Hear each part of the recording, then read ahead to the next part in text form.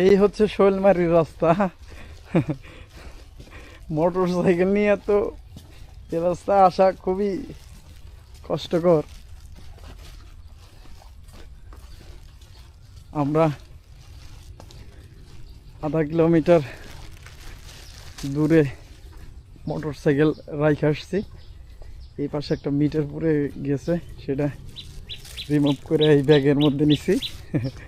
এখন আবার চলে যাচ্ছি, আধা কিলোমিটার আবার হাঁটতে হবে। আমার একটা জিনিস মাথায় আসে না, যে এলাকার মানুষ কি করে আর এলাকার যে জনপ্রতিনিধি তারা কি করে। এলাকার মানুষ কি তাদের সাথে কথা বলে না নাকি? রাস্তাঘাট যদি এরকম হয়, মানুষে কিভাবে বিদ্যুৎ সেবা দিব?